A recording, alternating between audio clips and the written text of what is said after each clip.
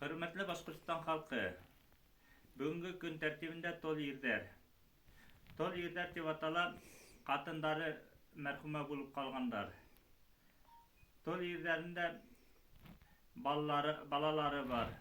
Мәсәлән, үземден авылда гына 5 tol yer яшәй. 5 tol yerден берәүһе генә өйләнгән.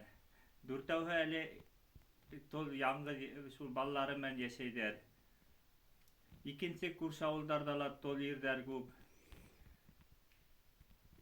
Яңырақ кына бер иптәште күрдем, 7 бала белән tol калган. Ундайдарга сразу опека килеп итә, балаларын тартып алуган итеп. Ул айырма нимәлә икән? Яңгы tol калган катындар балалары белән калһа, уларга опека килеп нитмәй, tol калган ирләргә сразу опека килеп балаларын алуга. Законда язылган буенча нитәләр? Законда язылган потеря кормильца дип. Потеря кормильца булганга потеря кормильца ирге санала. Шуның өчен улар балаларды сразу алуга нитәләр инде. Теге әсәләре белән калган балаларга үзе как потеря кормильцалар юк. Аталары белән калган балаларга үзе закон юк.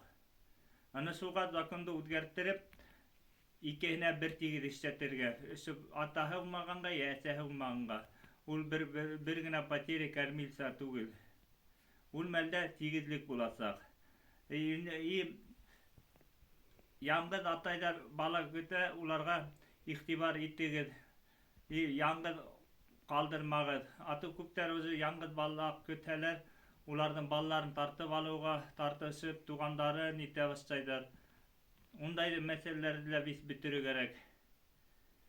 Күп нидәрдә яңгы аталар калһа балалар белән балаларын тартып алу өчен күпме талашалар.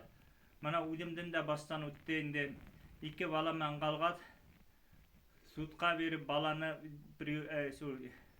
алырга ниткәннәр, суд аша алдырмай алып калдым. Вот шуның өчен яңгы калган аталарга игътибарлы булыгыз. Уларга терәк булыгыз, тугандарыгызлары ярдәм итегез, яңгы калдырмагыз. Балаларын тартып алуга тырышмагыз. Исма үзләрендә балалары калсын. Игътибарыгыз өчен зур рәхмәт.